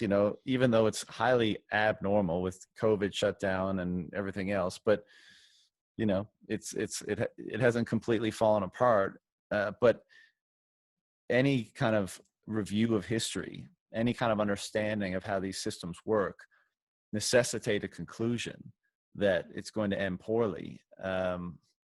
What are your thoughts on Yeah. on all of what's happening now and into the near term future? Well, it's weird to see. It's weird kind of to have been right in, and I don't mean that like arrogantly, I know what you mean. like, oh, I was so right about everything. Oh my God, they should have been listening to me. Um, uh, I mean it in a sense that like, sometimes I thought I was exaggerating when I'd be like, like this is gonna, I would look at like historically and I would just kind of try to project forward like, holy crap, this is going to be an awful debt bubble. We're going to have crazy, monetary swings. This is going to lead to riots. This is going to lead to incredible civil unrest. This could lead to a police state. Like you kind of imagine all of this, and you play out, you lay out the financial sources of all of it. But it's like 2017, 2016, and it just seems so far away. It just seems so theoretical. It's like I'm doing a homework assignment about what the future might be like. Yeah. And now it's like here. Now it's like, yeah, like everywhere. And like you're seeing all of these things come to pass that you've been talking about for years. And like with the Raleigh Bitcoin meetup crew, I can't tell you how many times we would like sit down and just talk about what's it gonna look like when it collapses, what's all the stuff that's gonna happen. And I think it was actually one of the guys that was actually with us actually suggested that there would be a virus as a catalyst, like a year and some change ago or something. Like we were just spouting off like ideas as to what could be the catalyst to the financial collapse to finally cause a problem. And I'm like, hurricane, definitely hurricane. And somebody else was like, no, it's a big freaking earthquake over in, California or something. And then, it's like somebody's like virus, and it's like, oh shit, that's a good one. That's a good one. I like that. 2 years later, it's like, oh damn. But it's like watching a history book on the news. Right. But I definitely feel like because we're at that point in this whole thing, like it's kind of like the point where you don't know what to do. Like we've been trying to identify the problem the whole time. And it's like, okay, we kind of correctly did that. Yeah, there's a huge financial bubble. Yeah, we're probably going to have a currency collapse. Yeah, there's going to be huge civil unrest. Yeah, like all of our narratives are going to break apart, and there's going to Now be what? like unbelievable people at each other's throats. And now it's like the fireworks are going off. It's like, well, shit. Do I just sit here and watch? That's what I'm saying. It's hard to move faster than the situation, right? It's hard to be outside of it. Yeah. And so it does. I kind of agree. Like we're just kind of sitting around waiting. It's like, what happens now? Because I don't know. I guess all my study was just in what leads to these problems, rather than like, okay, in the middle of the problem, what do you do, and how do you get out of the problem? I don't know. That's not the playbook I read. Well, that's I read that's the a good playbook point, how to man. get there. That's a good point. And like, I wonder if there's any books out there, at times in the past where situations like this have unfolded, if any books were written from the perspective of like the you and I of that period, right? Where people had kind of seen the writing on the wall, and what approach did they take to either insulate themselves or extricate themselves, or, what did they do? That would just be, interesting for perspective. But the flip side of that is, it's such a global thing now. Like in previous times in the past, it was probably a little bit more isolated in certain pockets of the world. But what's happening now is so global. And man, you mentioned the virus, and we won't go down like that whole tangent. But just to one point on it is, should we come out of this sometime in the summer? Let's just say best case scenario, and everything goes, or things go back to a relative sense of normalcy. Everyone other than the people who have been, following this for a while, are going to think all the troubles were due to the virus. And how much is that going to change?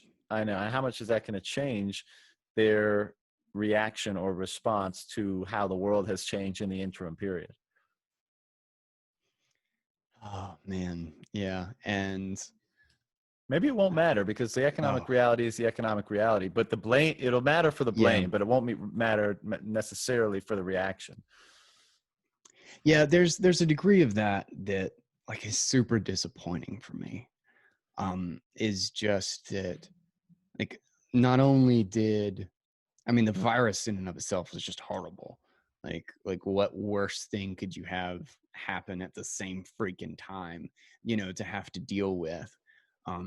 But the fact that people won't see the source, so many people won't see the source of the problem because of COVID, I think it's pretty disappointing. Like it's like they're gonna get a scapegoat. They're gonna make it look like they were the good guys, and the people who have been who have literally for 50 years set the stage, put every piece and domino in line exactly for all of this crap to happen, is going to get to blame it on the breeze that came through when some jackass opened the door. Like they're gonna pretend that it was all somebody else, but at the same time, I stop and remember that there is never going to be a world, or at least it's not been historically from any sense of what I've read and studied, and it has never seemed to have been the case in my life, where most people know the truth. Right. Most people are ignorant. Most people have no idea what the hell's going on. I mean, there's too much. The quote unquote the truth is infinitely bigger than any person can actually understand. The point is, did we fix the problem? And if at the end of all this, Bitcoin still gets to shine and we actually solve sound money, and we like this huge imbalance is corrected, and so much of the corrupt and abusive power is able to get pulled away from the state. Really at the other end of it, it's just my own personal ego that makes me want to be able to say, see, I was right, and for everybody to be like, okay, yeah. But at the end of the day, like, if it doesn't make one single libertarian or one single sound monetarist, I don't really care if we fixed it. Like, if we actually got there, like, if this opportunity is actually laid before us and the solution comes out of it, I don't really care what they get to blame it on. True. I guess with time we'll figure it all out. Yeah. So I don't know. I completely agree with that. And that's, it's just, I guess I asked the question to the extent that being able to blame an exogenous, seemingly random act will slow down, looking for alternative solutions, because you won't recognize that the system had failed on its own, I guess is, the only thing that's disappointing about that, or most disappointing. Yeah, but in the end, it is the collapse itself that causes the pressure for people to actually go and make a change or find a solution. Right. It makes me think of Bitcoin as a rally. Yeah, not the cause. Like, it makes me think of Bitcoin as a rally cry. Thomas Paine's, or when Parker Lewis wrote down the Thomas Paine section, there was a really great section in it that just really struck me. That was a great article.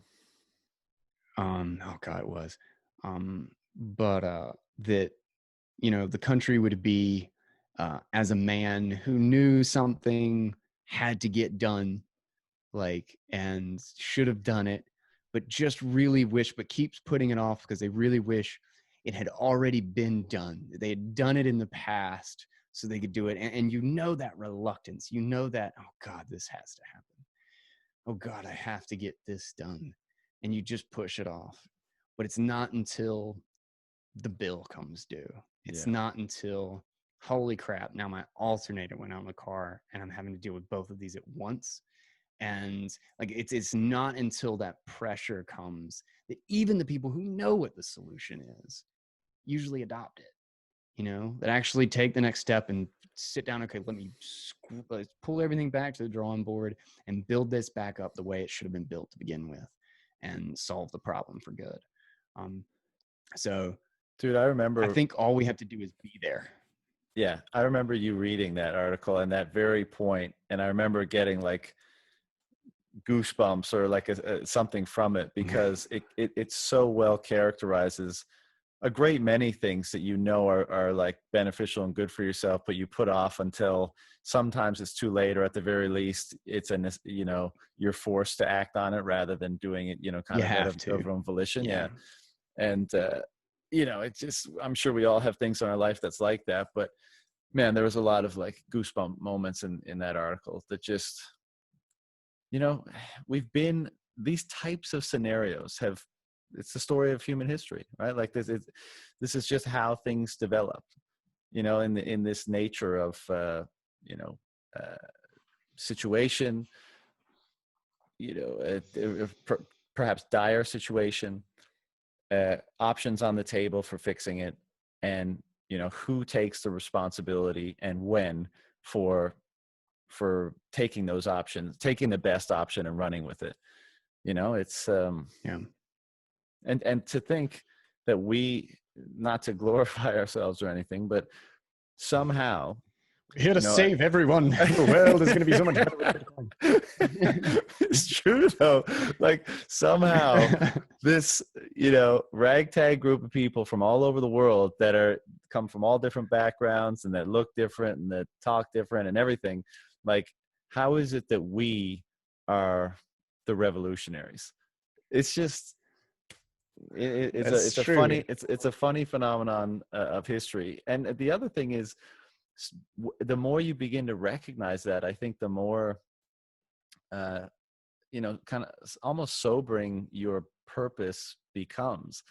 Of course, we all have selfish purposes and interests as well, but like when it begins to dawn on you that you are that, like, the person or people through which history hits an inflection point, you're actually the ones whose behavior are the representation of that inflection point. it, it's a Yeah, it's weird. It's weird, and it's great, and it's it's weird. It's one of the things that makes it weird is that you kind of begin to see how fragile it is. right. Yeah, because Um, you could choose not to, or you is could be that dissuaded, or you could ignore it or whatever. well, it's just amazing how easy it is to like let's say it's something needs to be said, like particularly when it's incredibly uncomfortable or you're going to get canceled if you say it, something like that. It's so easy to not. Yeah. Like it's so hard to be the one to step up and say it and take that risk, or to switch over to adopt something like Bitcoin, to learn um, to learn how to encrypt something, or to build some a little tool, or to make another episode. It's so easy to just be like, Fuck do it. it later. Yeah. And you wonder what effect that has, because I mean, yeah, to some degree, there are these huge trends and there are these pressures that build and kind of push populations in a direction, but it's so easy for something to catch. And and there will be those one or two things that catch from the people who don't delay, who don't stop and say, I'll do it tomorrow. And those things make history. And you realize it could have been something else. Like it could have been a different direction. Like it's not necessary that some huge shift went specifically in this direction. There could have been multiple solutions. There could have been multiple framings that got us out of said problem, and it was simply because of the people who didn't put it off that led us to that next place, in a Hmm. sense. um and so I constantly like that's why That I feel like motivates this is you. the most important thing. Yeah, like this is the most important thing I've ever done, and I don't like, so when like there's so much stress when I feel like I'm not, am I focusing on the right thing? Am I wasting too many hours on this or the website? Should I even do the website? Should I pay somebody else for the website? Like how much, like it's just, it feels really important Right. to make sure that I'm helping to move this thing forward, because I realize I could just sit around and do nothing. And you know 3 years ago, that's what I was doing. Like nobody listened to shelling out or whatever. Like it was, I just decided to do it. Like I'm not special. Like I Yeah. was just reading stuff. I was trying to make something available to people. And now I feel like I have this obligation to like really make it into something impactful, to And try to make a difference here, I the guess. crazy thing is like the gravity, the meaning of this has such gravity. Like that's your experience, right? And we all think our own experiences are special because we have a front row seat for them, and they affect our lives more than anybody. But this is a process that's unfolding, right? So many people are being drawn Mm, in by the gravity of how meaningful this is, and once the more they see it, and they're like you mentioned that where history, as you say, there may be overarching trends, but history is definitely dictated to some degree by those decisions that people make, whether it's a courageous decision in a split second, or whether it's determination, or whether it's a decision to withdraw from a life that's not providing you with meaning, or that you you don't enjoy, to devoting time and energy to something that does kind of provide that meaning. And that's how history is shaped, and I feel like that's what Bitcoin is doing en masse right now. The more and more people that get into it, and for many people, it might just be engaging in the conversation as a start, but or mhm. accumulating, or whatever. But it's um, it's amazing how this thing pulls people in, uh, and for lack of better terms, tends to improve a variety of metrics in their life. And I think at least part of that is because they want to become more fit for the challenge and more fit for the opportunity, because people realize that there's going to be great opportunity here and I need to step up my game to capitalize. And there's going to be great challenges here and I need to step up my game to meet them. And I mean, fuck, it's just, I'm always pinch myself that like, we're alive during this time. And I know people that are watching this that are, you know, not as crazy into Bitcoin as you or I will think These it's like, people are freaking nuts. right, the height of hyperbole, right? But be that as it may, to those people who are watching that feel that way, there's been few things in my life that I felt with such conviction, and it's hard to deny that feeling. I totally agree. Yeah, I totally agree.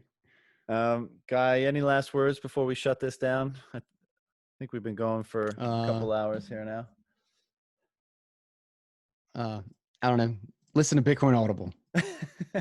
So have you released your grand plan yet, or have you just changed the branding to Bitcoin Audible, and the crypto economy is still an entity? Has that been the crypto economy is still like it's going to be the Crypto Economy Network, but I think I'm going to officially and I say that like Bitcoin Audible really is the only show in the Crypto Economy Network.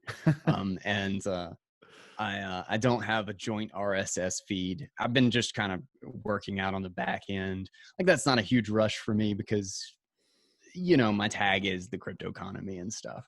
And I just want to keep growing Bitcoin Audible and really get it streamlined and really get it the way that I want it, particularly with a website and stuff, so that it's easy to go back. It's so hard to find crap now. At 400 and some reads and 500 episodes and change, it's just not, it's really freaking difficult to find stuff. So I am trying to make that accessible, and that is my key focus right now. But I'm also doing kind of some video work and stuff in the background, and trying to get back into writing, because I finished up 2 audiobooks just now. Messier's This Book Will Save You Time is submitted, and it should, you know, any day now be on Audible. And Knut's Bitcoin Independence Reimagined submitted the same day, so it's, you know, a couple days away probably. And those were pretty big time consumers. Listening through those after recording and everything is usually kind of a hassle, because I've already read the book like 5 times. So like listening back through it and trying to catch things, my mind wanders really quickly. But is it, I've what's had it those like off my shoulders. What's it like doing an audiobook? Do you like the process? Oh yeah, I like to read. It's my show, you know. Like I do miniature audiobooks all the time. The only thing about the larger audiobooks is that I don't get that satisfaction of like being done every day. Like Right. when I do the show, I read the article. I'm done in hour and some change or whatever, and then I do a 30-minute rant afterward, and I just get to flesh out the idea. It's like it's really quick product. Like at the end of it. Yeah. And then I feel like I'm done and I accomplished something. I'll go for weeks with the book, and I'm getting a chapter, 2 chapters, 3 chapters done or something like that. And I'm doing a ton of work into it, and I get none of the satisfaction. It takes forever for the payoff to come. So that's the one downside to it. But well, that's what we were talking about earlier with writing, right? The difference of like a podcast or something speaking, like you do it, you publish it, your little dopamine hit, but with writing, it's just that grinding process day after day. What are you doing with video? Yeah, it's pretty similar in that way. Just some a variety of things. I'm doing. All right, I got you. Keep it close to the chest for now. A couple explainer videos. I'm going into a Bitcoin beginners series. It'll probably be podcast too, and then a couple of things that I'll keep a little closer until like I know they're happening and fair enough, really are what I want them to be. Man, it's crazy how many books and how much content and stuff there is coming out these days. I mean, like if nothing else, we're just going to beat people over the head with excellent content until they get it, you know. But to that point, man, you're such a pillar of my Bitcoin content consumption, and I know you are for many others as well. So it's always a pleasure to get to chat with you, and you're doing great work. Just keep it up, man. Always love to speak with you. Awesome, man. Thank you, All dude. right. The same. I've always found it funny that I didn't even know about your show until you invited me on. Well, I But invited you on like the second month I had it on the go, so you're excused. But it's been awesome, and I listen to it. It's always in my lineup. I have so many freaking Bitcoin podcasts. But I particularly bet. your stuff. You're a good interviewer. You're a really good interviewer. And I've been super enjoying it. And it's just kind of cool to grow with all of these people. Like we've, there was a day where none of us were doing any of this, and then we all kind of bumped into each other, and now like, I don't know, it's what we do. I don't know. It's just kind of cool to be a part of all this and hang with you 100%, man. and all the guys and everything. Yeah, I thank you very much. I appreciate those kind words from you. But you're right, man. It's just such a pleasure to be here amongst all these great people. Get to jam with you in public or private sometimes, and all the other people that are doing great stuff. It's a wild ride we're on, man, and I look forward to what's upcoming. But for now, I know it's getting late there, getting late here, so we'll shut it down and fire it up some other time. All right, man. Appreciate brother. it. Let's get the crew together and do a big Zoom meeting sometime or something. Yeah, we'll do one soon. We'll get everyone together. Right. See you, brother. Sounds good. Bye-bye. Later.